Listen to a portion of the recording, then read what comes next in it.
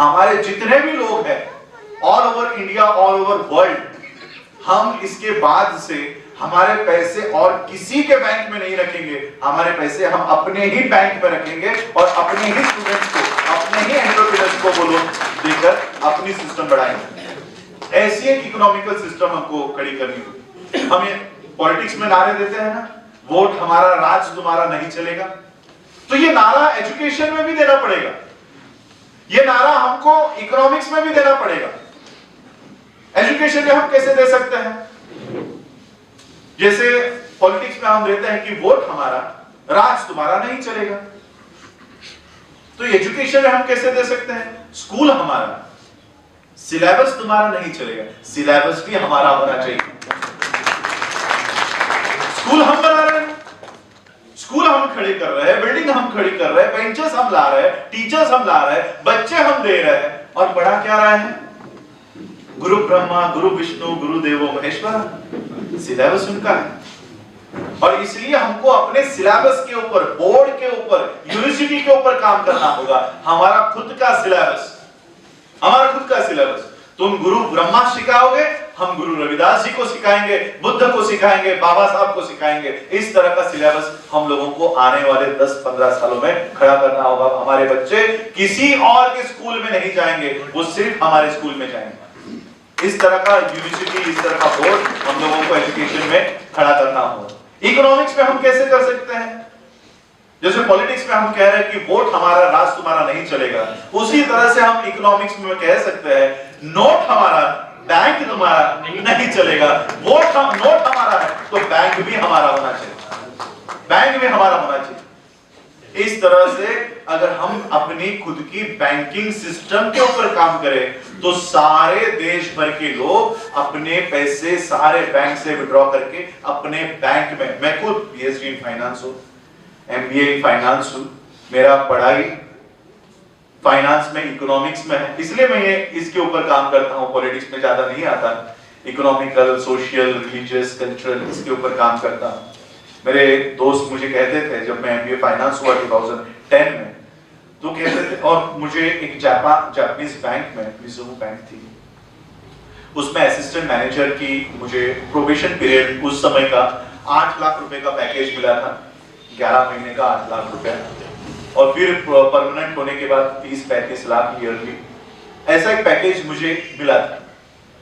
ये पैकेज मिलने के बाद जब मेरा कंप्लीट हुआ स्टडीज, उसके बाद जब मैं थॉट्स ऑन अंबेडकर एंड फुले की पढ़ाई करना शुरू किया, तब बाबा साहब की इस मूवमेंट को मैंने पढ़ा, और जब मेरे हाथ में ये सिलेक्शन लेटर आ गया, अपॉइंटमेंट लेटर आ गया, तब तक मैंने ये बुक्स पढ़ना शुरू कर दिया था। बुक्स पढ़ने के बाद मुझे रियलाइज हुआ कि अगर इतनी पढ़ाई करके मैं ये 8 लाख पैकेज की नौकरी ले लेता, तो जिस तरह से बाबा साहब कह रहे हैं कि मुझे पढ़े लिखे लोगों ने धोखा दिया, तो वो मुझे लागू होता है। इतनी पढ़ाई करने के बाद मैं क्या कर रहा हूं? 10 से 5 की नौकरी कर रहा हूं, और उस मेरे पढ़ाई का इस्तेमाल मैं किसके लिए कर रहा हूं? सिर्फ मेरे बीवी बच्चों के लिए।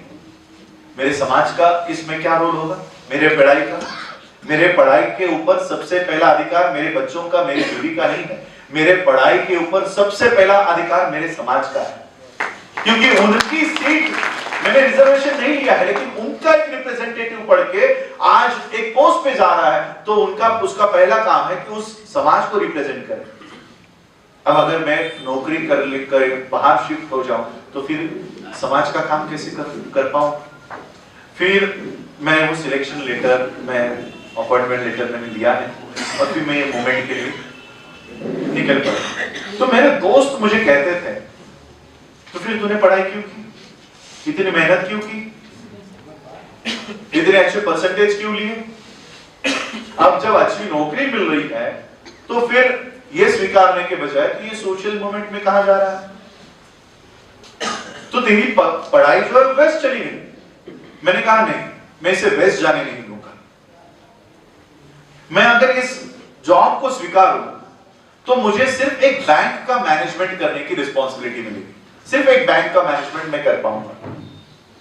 मैं अपनी पढ़ाई का इस्तेमाल किसी बैंक का मैनेजमेंट करने के बजाय मैं मेरी पढ़ाई का इस्तेमाल मेरे समाज के मैनेजमेंट का करने में इस्तेमाल करूंगा, समाज के मैनेजमेंट। और इसलिए मैं ये बातें आप लोगों को इसलिए कह रहा हूं कि सही में अगर आपको आदर्श समाज तैयार करना है तो उसकी प्री रिक्विजिट कंडीशंस है कि वो एजुकेशनली सक्षम हो, किसी और के ऊपर निर्भर ना हो, वो इकोनॉमिकली सक्षम हो, किसी और के ऊपर निर्भर ना हो,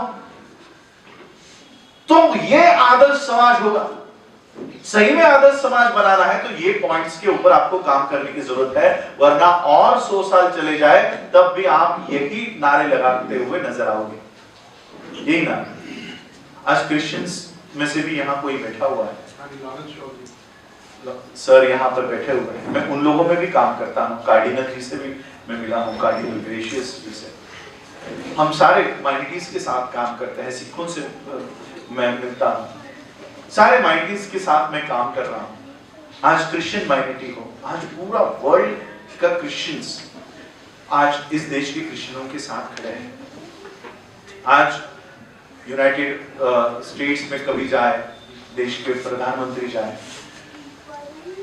तो अलग अलग देश के लोग, अलग अलग क्रिश्चियंस यूनाइटेडली इस देश के क्रिश्चियनों के साथ खड़े हैं।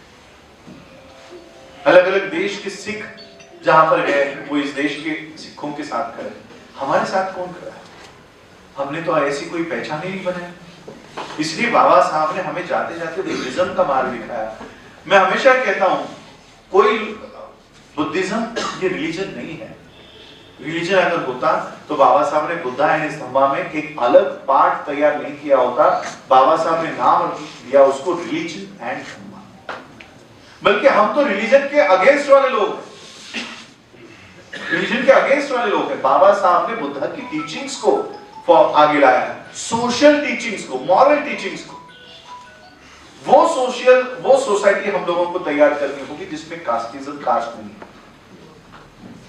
Christian minorities, Buddhist minorities, Sikh minority, अगर हम सभी लोग इकट्ठा होकर काम करें, एक दूसरे की मदद करें, तो हम लोग माइनॉरिटी नहीं रहेंगे, मेजॉरिटी में आ जाएंगे। एसी क्लासरूम में बैठने की व्यवस्था करके गए और इसलिए हमारे एजुकेशन के ऊपर पहला अधिकार, भले वो रिजर्वेशन ले या ना ले, हमारे एजुकेशन के ऊपर बाबा साहब का अधिकार है।